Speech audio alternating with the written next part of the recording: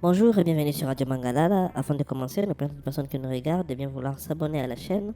C'est l'unique manière de nous aider ici à la Radio Mangalala.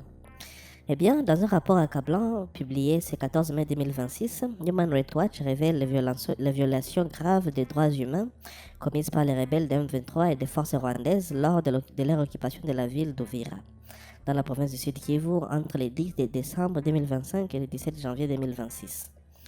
Ces exactions, qualifiées de possibles crimes de guerre, ont frappé une population déjà éprouvée par des décennies de conflits dans l'est de la RDC. Uvira, importante ville portuaire sur le lac Tanganyika et deuxième centre urbain du Sud Kivu, constitue un point stratégique aux frontières avec le Burundi. Sa prise par le M23, largement considérée comme soutenue par Kigali, intervient seulement quelques jours après la signature des accords de Washington, un pacte de paix brokeré par les États-Unis entre le président Félix Tshisekedi et Paul Kagame.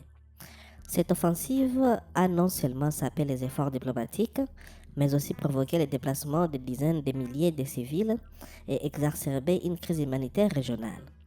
Selon les témoignages recueillis par Human Rights Watch auprès de plus de 120 personnes lors d'une mission de terrain à mars et avril 2026, l'entrée des forces M23 et l'armée rwandaise dans Uvira le 10 décembre s'est accompagnée par des tirs indiscriminés sur les civils en fuite.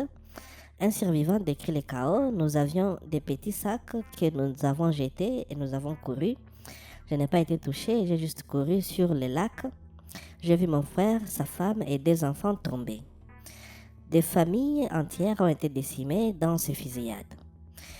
Une fois la ville sous contrôle, les combattants ont lancé des opérations de ratissage porte à porte, ciblant principalement les hommes et les garçons soupçonnés des liens avec la milice pro-gouvernementale Wazalendo. Human Rights Watch a documenté 53 exécutions sommaires, 46 hommes, une femme et 6 enfants. Beaucoup ont été tués sur place, souvent sans aucune preuve tangible de leur implication.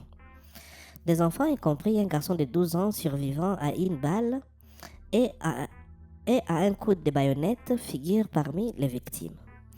Les rapports documentent également au moins 8 cas de viol commis par les combattants M23 et des soldats rwandais. Les survivantes décrivent des scènes d'une extrême brutalité. L'une d'elles a vu son mari abattu alors qu'elle tentait d'intervenir. Une autre rapporte les propos d'un assaillant en uniforme rwandais. Si tu ne fais pas ce que je t'ai dit, je te tue. L'absence quasi totale des services de santé pendant l'occupation, notamment les traitements prophylactiques post-exposition au VIH, a aggravé les souffrances des victimes. Au moins 12 personnes ont été enlevées et restent portées disparues. Ces enlèvements s'inscrivent dans un schéma plus large de recrutement forcé et de répression contre toute opposition perçue. Human Rights Watch estime que ces actes, exécutions sommaires, viols, enlèvements et disparitions constituent des crimes de guerre. Des fosses communes ont été signalées dans la ville, y compris sur d'anciens sites de la MONUSCO. La M23 est réactivée en 2021 avec le soutien présumé du Rwanda, contrôle d'importantes portions du nord et du sud Kivu. L'occupation d'Uvira, dernière grande ville sous contrôle gouvernemental dans le sud Kivu, a perturbé les lignes d'approvisionnement et menacé de déstabiliser davantage la région, y compris le Burundi voisin. Ni le gouvernement rwandais ni les dirigeants du M23, Bertrand Bisimwa, n'ont répondu aux demandes des commentaires de Human Rights Watch. Les Rwandais nient toute implication directe et accusent régulièrement Kinshasa des collisions avec des groupes hostiles dont les FDLR.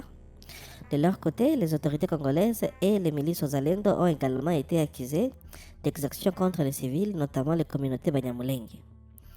Les États-Unis ont imposé des sanctions sur le commandant rwandais en mars 2026. La communauté internationale va à l'ONU et l'Union européenne appellent à des enquêtes indépendantes. Human Rights Watch exhorte la Cour pénale internationale et la commission d'enquête indépendante mandatée par le Conseil des droits de l'homme de l'ONU à poursuivre les investigations pour mettre fin à l'impunité. Aujourd'hui, Uvira est de nouveau sous contrôle des forces gouvernementales et de Wazalendo après les retraits du M23 sous pression diplomatique, mais les cicatrices restent profondes, traumatisme psychologique, infrastructures endommagées et une méfiance persistante entre communautés. Des milliers de déplacés peinent à rentrer, tandis que la menace d'une reprise des hostilités plane toujours sur la région.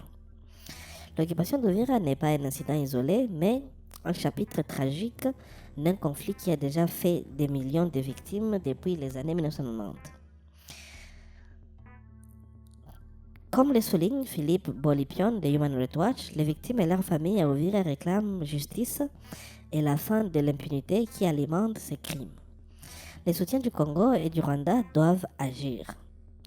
Seule une enquête approfondie, transparente et impartiale, assortie des mesures concrètes de protection des civils et de désarmement des groupes armés pourra briser les cycles de la violence dans l'est de la RDC. En attendant, les habitants d'Uvira, comme tant d'autres dans la région, continuent de vivre entre peur et espoir d'une paix durable. Eh bien, mesdames et messieurs, ça sera tout pour cet article réservé au rapport de Human Rights Watch sur le carnage effectué à Uvira par l'armée rwandaise et les M23 selon Human Rights Watch.